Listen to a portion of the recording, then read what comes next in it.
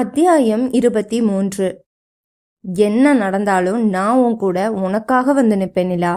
அவள் அழுது கொண்டே இருக்க அவள் காதருகினில் சில தைரியம் தரும் வார்த்தைகளை திரும்ப திரும்ப சொல்லிக் கொண்டே அவளை அணைத்திருந்தான். சற்று நேரம் கழித்து அவளை விலக்கியவன் பாட்டிலில் இருந்த தண்ணீரை எடுத்து அவளுக்கு கொடுக்க அழுது அழுது தொண்டை அடைத்திருக்க அதை வாங்கி பருகினாள் பெண்ணவள். உனக்கு எப்போ சொல்லணும்னு தோணுதோ அப்போ சொல்லு, உன்னையே கஷ்டப்படுத்திக்காத. அவள் உடல் நடுங்குவதை கவனித்தவன் சொல்லியிருந்தான்.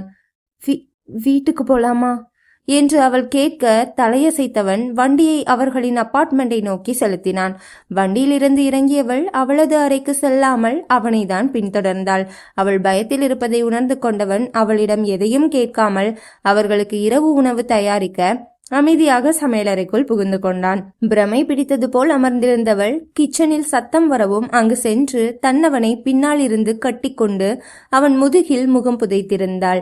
தன்னிடம் ஏதோ சொல்லதான் வந்திருக்கிறாள் என்பதை உணர்ந்து கொண்டவன் அமைதி காத்தான். என்னோட வீடியோ இல்ல ஆதி, வர்ஷினியோட வீடியோ. அவளை தப்பா வீடியோ எடுத்து வச்சு மிரட்டுறான் என்றாள் திக்கி திணறி. ஆதித்யாவின் புருவம் முடிச்சிட்டது. அவளை கைப்பற்றி தன் முன் நிற்க வைத்தவன் அவள் இடையை சுற்றி கை வளைத்து அவளை தூக்கி சமையல் மேடையில் உட்கார வைத்தான். அவள் கன்னத்தை தன் கைகளால் ஏந்தி அவள் கண்ணீர் நிறைந்த கண்களை ஆழ்ந்து பார்த்தவன், வர்ஷினியோடதா என்றான் புருவங்களை சுருக்கி. ஆமாம் என்று தலையசைத்தாள். புரியலமா, வர்ஷினியோட வீடியோனா அவன் வர்ஷினியை தானடா மிரட்டணும், ஏன் ஒன்னு மிரட்டுறான்? எனக்கு ஃபர்ஸ்ட்ல இருந்தே என்னென்ன சொல்றியா என்று குழந்தையிடம் கேட்பது போல் கேட்க ஆழ்ந்த மூச்சை இழுத்து விட்டவள் சரி என்று தலையசைத்தாள். அவன் பேரு ஸ்டீஃபன், என்னோட காலேஜ் சீனியர். முதல் 2 வருஷம் காலேஜ்ல நான் அவனை பார்த்ததே இல்லை. ரொம்ப பணக்காரன், எம்எல்ஏ பையன். 3rd இயர்ல வந்து எனக்கு ப்ரொப்போஸ் பண்ணான். இதெல்லாம் எனக்கு பிடிக்காது, வேணான்னு சொன்னேன். அவனை பத்தி யாருமே நல்ல விதமா பேசி நான் பார்த்ததே இல்லை ஆதி. பொம்பளைங்க விஷயத்துல ரொம்ப மோசம். நான் வேணான்னு சொன்னதுல அவனுக்கு அவமானமா போச்சுன்னு என்னை தொல்லை பண்ண ஆரம்பிச்சிட்டான். அந்த 1 வருஷம் என்னால நிம்மதியா இருக்க முடியல ஆதி. அவன் ஒரு பக்கம் டார்ச்சர்னா அவனோட கேர்ள் ஃப்ரெண்ட்ஸ் எல்லாரும் நான் தான் அவனை மயக்கி என் பின்னாடி சுத்த வைக்கிறதா சொல்லி பாக்குற இடமெல்லாம் அசிங்கப்படுத்துவாங்க. அப்படியே செத்துடலாம் போல இருக்கும். வர்ஷினி என் கூட சப்போர்ட்டுக்கு இருந்தா, ஆனா அவளாலேயே என்ன பண்ணிட முடியும்? அப்பதான் ஆதி உண்மையாவே அனாத மாதிரி தோணுச்சு என்று அவன் சட்டையை இறுக்கி பிடித்து அழ அவளை பற்றியிருந்த கை இன்னும் இறுக்கமாக பற்றி கொண்டது. அவன் எதுவும் பேசவில்லை. அவள் மனதில் இருப்பதை சொல்லட்டும் என்று காத்திருந்தான். காலேஜ்ல கல்ச்சுரல்ஸ் நடந்தது. அன்னைக்கு டான்ஸ் பண்றேன்னு சொல்லி தப்பா டச் பண்ணான். எல்லார் முன்னாடியும் அரைஞ்சிட்டேன். அன்னையிலிருந்து ரொம்ப டார்ச்சர் பண்ண ஆரம்பிச்சிட்டான். என் பக்கத்துல ஏதாவது பசங்க வந்தா அவங்கள சாகுற அளவுக்கு அடிக்கிறது, மற்ற பசங்க கிட்ட சொல்லி ரேக் பண்றதுன்னு ரொம்ப தொல்லை பண்ணான். என் அம்மா அப்பா மாதிரி இருக்க வேண்டிய டீச்சர்ஸ் கூட என்கிட்ட வந்து அவனுக்காக பேசினாங்க. நரகத்துல வாழ்றது போல இருக்கும். காரிடார்ல நடந்து போனா பொண்ணுங்களே என்ன தப்பான பேர் சொல்லி கூப்பிடுவாங்க. பிரின்சிபல் கிட்ட போனேன், சேர்மன் கிட்ட போனேன், எனக்கு ஹெல்ப் பண்ண யாருமே தயாரா இல்லை என்று சொல்லி அவன் கழுத்தில் முகம் புதைத்து அழுதவளை இறுக கட்டி கொண்டானே தவிர ஒரு வார்த்தை கூட பேசவில்லை. கண்களில் அரும்பிய கண்ணீர் துளிகளை அடக்கி கொண்டான் ஆதித்யா. ஒரு நாள் நான் கடைக்கு போயிட்டு வரும்போது அவன் கார்ல போயிட்டு இருந்தான். பின்னாடி ஒரு ஸ்கூல் பொண்ணை வாயை கட்டி எங்கேயோ கூட்டிட்டு போனான். பின்னாடி 2 தடியனுங்க வேற இருந்தானுங்க. சந்தேகம் வந்துச்சு, பின்னாடியே போனேன். அன்னைக்கு நான் அங்க போகாம இருந்திருந்தா இன்னைக்கு நான் கொஞ்சமாவது நிம்மதியா இருந்திருப்பேன். அந்த பொண்ணை கொடுமைப்படுத்தி துடி துடிக்க சாகடிச்சானுங்க. தடுக்க தைரியம் இல்லை. வீடியோ எடுத்துக்கிட்டேன். அங்கிருந்து தப்பிச்சு வந்துட்டேன். ஆனா 2 நாளா நிம்மதி இல்லை. அந்த பொண்ணை காப்பாத்தாம விட்டுட்டேனேங்கிற குற்ற உணர்ச்சி வேற. பைத்தியம் பிடிக்காத குறைதான். அடுத்த நாள் நியூஸ் பேப்பர்ல அந்த பொண்ணு சூசைட் பண்ணி இறந்துட்டு தான் வந்தது. பதறி போயிட்டேன் ஆதி. காசு இருந்தா என்ன வேணாலும் பண்ணலாமா? அதுவும் ஒரு உயிர் தானே. ரொம்ப ஈஸியா மூடி மறைச்சிட்டாங்க. என்னால அதுக்கு மேல முடியல. எங்க போய் நான் கம்ப்ளைண்ட் பண்ணாலும் ஏத்துக்க மாட்டாங்க. முதல் கால் அவனுக்கு தான் போகும்னு எனக்கு தெரியும். ஆனா என்னால எதுவும் பண்ணாமலும் இருக்க முடியல. நான் எடுத்த வீடியோவை எடுத்துட்டு ஊர்லயே நம்பர் 1 வக்கீல் கிட்ட போனேன். வர்ஷினி முதல்ல வேணான்னு தான் சொன்னான். அப்புறம் அவ தான் எனக்கு அந்த கேஸை நடத்த காசெல்லாம் ஏற்பாடு பண்ணி தந்தா. அவர் என் பேர் வெளியே வராம கேஸை நடத்தி அவனுக்கு தண்டனையும் வாங்கி தந்தாரு. எவிடன்ஸ் ஸ்ட்ராங்கா இருந்ததுனால அவங்களால எதுவும் பண்ண முடியல. நிம்மதியா இருந்தது. ஆனா அந்த நிம்மதி ரொம்ப நாள் நிலைக்கல. பணபலத்துல 6 மாசத்துல வெளியே வந்துட்டான்.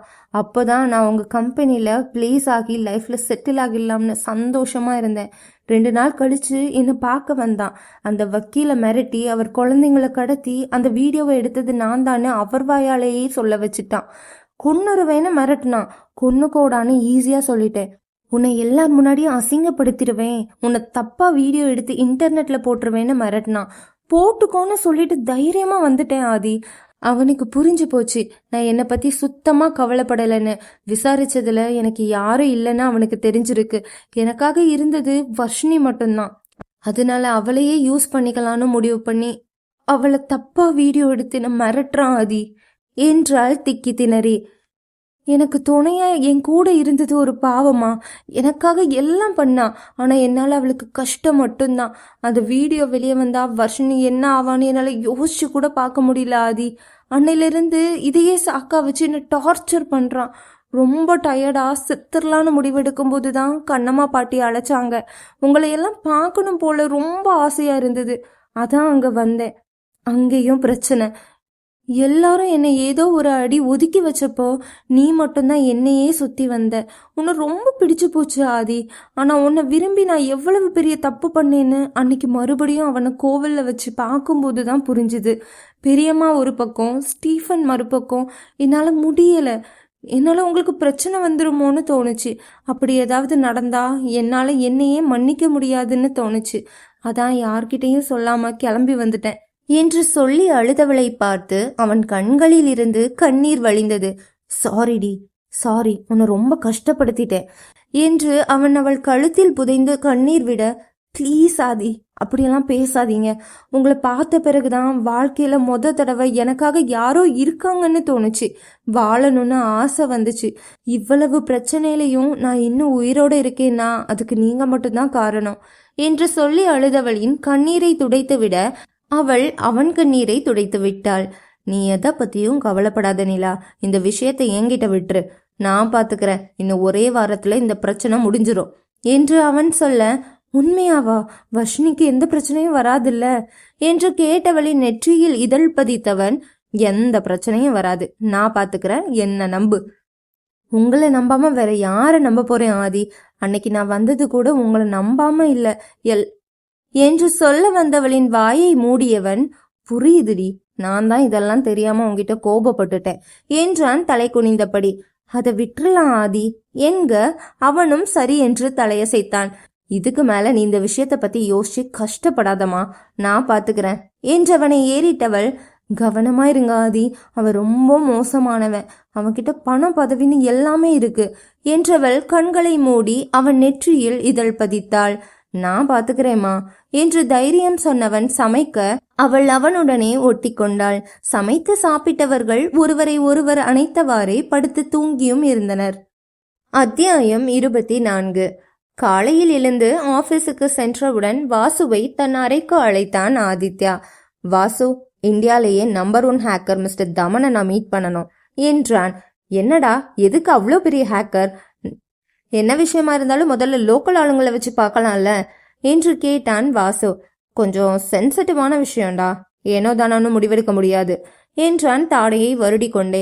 அப்படி என்ன மச்சான் விஷயம் என்று கேட்க நிலா சொன்னவற்றையெல்லாம் தன் நண்பனிடம் சொன்னான் ஆதித்யா. அந்த பொறுக்கியெல்லாம் சும்மாவே விடக்கூடாது மச்சான். பணம் இருந்தா அடுத்த வீட்டு பொண்ணுங்களை என்ன வேணாலும் பண்ணலான்னு நினைக்கிறவன் அவன் வீட்டு பொண்ணுங்களை பத்தி ஒரு நிமிஷம் யோசிச்சு பார்த்தானா?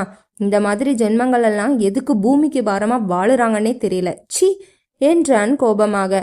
அவனை சும்மா விடக்கூடாது வாசு, அதுக்கு அவன்கிட்ட இருக்கிற வீடியோவை முதல்ல அழிக்கணும். அதான் தமனை வரவழைக்க சொல்றேன்.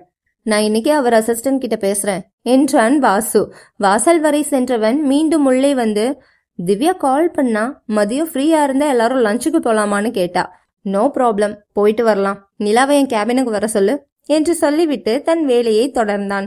சிறிது நேரத்தில் கதவு தட்டும் சத்தம் கேட்க, கமின் என்று சொன்னானே தவிர தன் கம்ப்யூட்டரில் இருந்து கண்களை அகற்றவில்லை. சார் கூப்பிட்டீங்களா என்று நிலா இழுக்க, அப்போது அவளை திரும்பி பார்த்தவன் கண்களில் சைகை காட்டி அவளை அருகில் வர சொன்னான். அவளும் தயங்கி கொண்டே அருகில் செல்ல, டிசைன் ரெடி ஆயிடுச்சா என்று ஆரம்பித்தான். அதுல ஒரு சின்ன பிரச்சனை சார், அதில் ஒரு சின்ன பிரச்சனை சார்.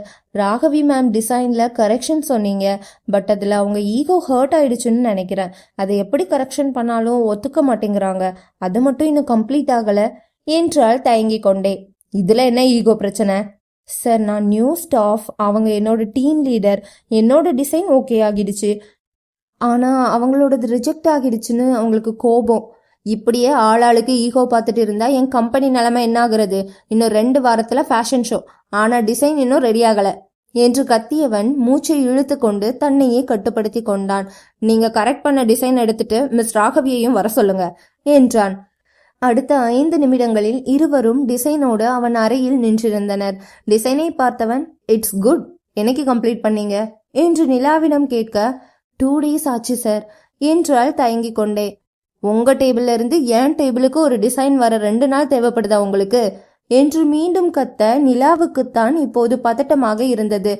டீம் லீடர் அப்ரூவ் பண்ணாதானே சார் சப்மிட் பண்ண முடியும் என்று அவள் சொல்ல, இப்போது ராகவி நிலாவை முறைக்க ஆதித்யா ராகவியை உறுத்து விழித்து கொண்டிருந்தான். என்ன மிஸ் ராகவி, என்ன இதெல்லாம் என்று கேட்க, சார் இந்த டிசைன் ஒன்றும் அவ்வளோ பிரமாதமா இல்லை, என்னால் இதை விடவும் நல்லா பண்ண முடியும் என்றால் இதழ்கள் டைப் அடிக்க. அப்படின்னா நீங்க ஃபர்ஸ்ட் டைம் சப்மிட் பண்ணும் போதே பிரமாதமா டிசைன் பண்ணி சப்மிட் பண்ணியிருக்க வேண்டியது தானே? இன்னும் 2 weeks தான் இருக்கு, இப்படி இரஸ்பான்சிபிளா நடந்துக்கிறீங்க என்று அவன் திட்ட, சார் இப்படி ஒரு ஜூனியர் முன்னாடி என்ன கேள்வி கேட்கலாமா? இது வரைக்கும் இந்த மாதிரி நடந்ததில்லையே. இவ டீம்ல வந்து ஜாயின் பண்ண பிறகுதான் இப்படி எல்லாம் நடக்குது. ஷட் அப் ராகவி, உங்களால ஒழுங்கா வேலையை முடிக்க முடியலன்னு மத்தவங்க மேல பழி போடாதீங்க. நிலா சொன்ன நேரத்துல அவங்க டிசைன்ஸ் எல்லாம் சப்மிட் பண்ணிட்டாங்க. அண்ட் ஒன் மோர் திங், இங்க சீனியர் ஜூனியர் எல்லாம் எதுவும் கிடையாது. யாருக்கு திறமை இருக்கோ அவங்களுக்கு தான் இங்க வேலை. ஈகோ பாக்குற வேலையெல்லாம் இங்க வேணாம் என்று அனல் பறக்கும் விழிகளோடு அவன் சொன்னதை கேட்டு உடல் நடுங்கியது ராகவிக்கு. சாரி சார் என்றால் மெல்லிய குரலில். நிலாவுக்கு தான் அவளை பார்த்து பாவமாகி போனது.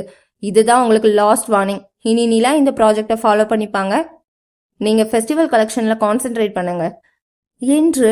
இதுதான் என் முடிவு, அதற்கு மறுபேச்சு இல்லை என்பது போல முடித்து கொண்டவனை பார்த்து பேயறைந்தது போல முழித்தாள் நிலா. ஆத்தாடி, இவர் இந்த கம்பெனில இருந்து நம்மளை துரத்தாம விடமாட்டாரு போலையே என்று மனதிற்குள்ளேயே அழுது கொண்டாள்.